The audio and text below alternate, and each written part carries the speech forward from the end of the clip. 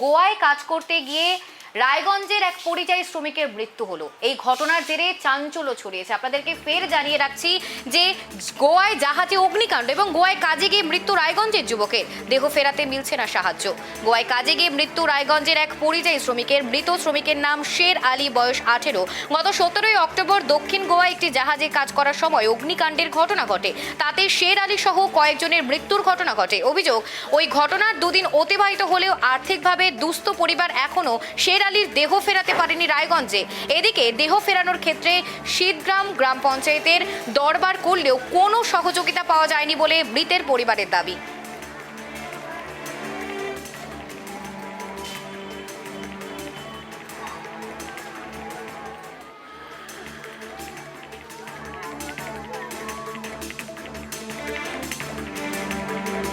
আমার ছেলেকে যেভাবে আমার বাড়িতে পৌঁছায় দেওয়া হোক, আমি খুব নির্ভয়। আমার ছেলেটা যেন ভালোভাবে আমার বাড়িতে পৌঁছায় দেয়। কবে শুনলে এই ঘটনা? 17 তারিখে কাজে গেছিল। কাজে গিয়ে 5:30টার সময় গ্যাস ফেটে আমার বাচ্চাটা মারা যায়। ওখান থেকে কত বয়স ছিল? বয়স 2007-এ জন্ম, 18 বছর বয়স হচ্ছে। এখনো পর্যন্ত প্রশাসন থেকে কোনো কেউ খবর নেয়নি এবং এখানকার এলাকার যে মন্ত্রী, শিক্ষা প্রতিমন্ত্রী রয়েছে, এখানকার পঞ্চায়েত থেকে শুরু করে একদম পঞ্চায়েত সমিতির সভাপতি থেকে শুরু করে কোনো জনপ্রতিনিধি এই এলাকার এখনো পর্যন্ত আসেনি।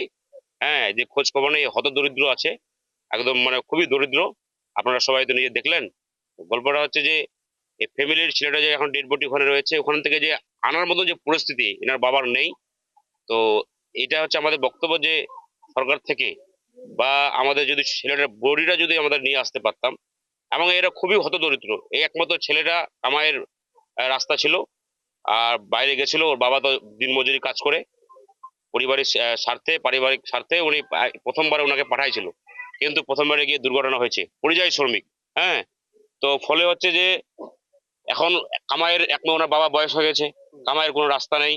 আমরা চাইছি এলাকার বাসী যাতে সরকার থেকে, পশ্চিমবঙ্গ সরকার থেকে আমরা মমতা ব্যানার্জির কাছে এটা আবেদন রাখবো যে খুবই হত দরিদ্র রয়েছে, যাতে কোনো একটা কম্পেনসেশন দেয়, কোনো একটা আমি এনাদেরকে একটা সাহায্য, আর্থিক সাহায্য করে এই ফ্যামিলি যাতে কোনো রকম বেঁচে থাকতে পারে।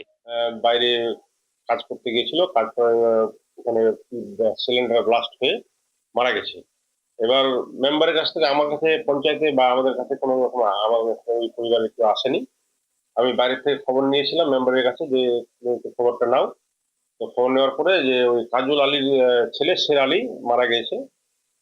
তো এবার হচ্ছে মারা গেছে আর কি, আমরা ফোন করে নিলাম। সরকারি সহযোগিতা তো যেই কোম্পানির দ্বারা উনি কর্মরত ছিলেন, ওখানে তো নিশ্চয়ই ওনার কোম্পানির ইন্স্যুরেন্স থাকবে, ওখানে কমপ্লেন অটোমেটিক তো হবেই। ওখানে একটা ভালো রকম সরকারি সহযোগিতা বা ইন্স্যুরেন্সের দ্বারা সহযোগিতা পাওয়ার কথা।